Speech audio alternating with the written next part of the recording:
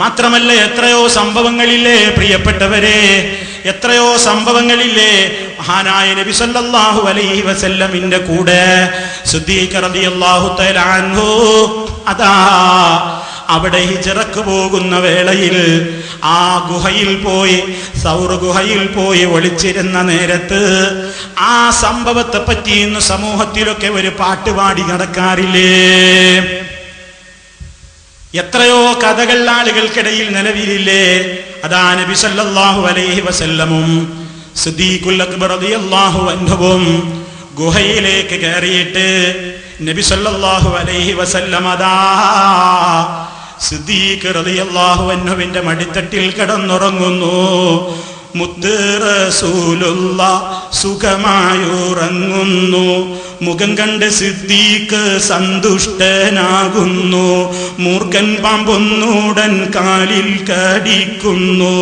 മേനിയിൽ നൊമ്പരം കൊണ്ട് പേടയുന്നു.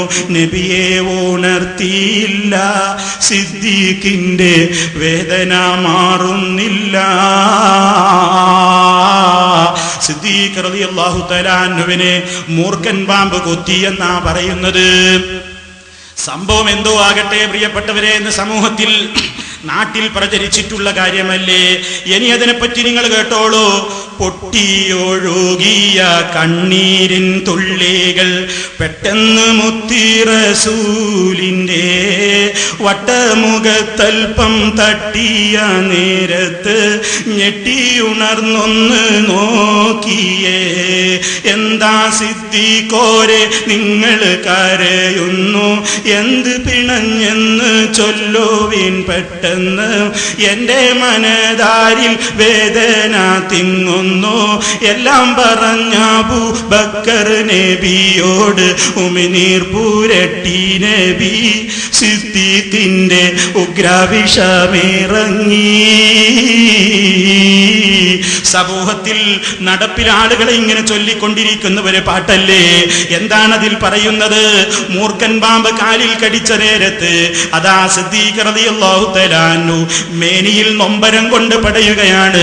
റസൂലുള്ളാഹിനെ അറിയിച്ചിട്ടില്ല, പക്ഷേ വേദന മാറുന്നില്ലല്ലോ.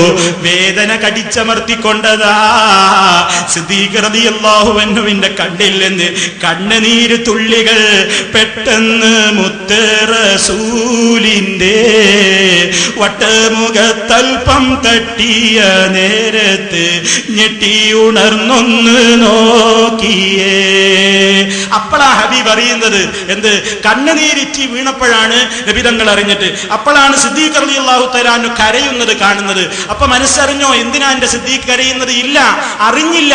ചോദിക്കണം, ആ മടിയിൽ തലവെച്ച് കിടക്കുമ്പോഴും അറിയുന്നില്ല എന്താ സിദ്ദീഖിന്റെ കൽപ്പന, എന്താ സിദ്ദീഖിന്റെ മനസ്സിലെ വേദനയെന്ന്. അതുകൊണ്ടല്ലേ ചോദിക്കുന്നത്, എന്താ സിദ്ദീഖോരെ നിങ്ങൾ കരയുന്നു, എന്ത് പിണഞ്ഞെന്ന് ചൊല്ലുവിൻ പെട്ടെന്ന്. എന്റെ മനതാരിൽ വേദന തിങ്ങുന്നു. എല്ലാം പറഞ്ഞ അബൂബക്കർ നബിയോട് ഉമിനീർ പുരട്ടി നബി. സിദ്ദീഖിന്റെ ഉഗ്രവിഷമിറങ്ങി. നബി സല്ലല്ലാഹു അലൈഹി വസല്ലം ചോദിക്കുമ്പോഴാണ് എന്തിനാ സിദ്ദീഖ് കരയുന്നത്.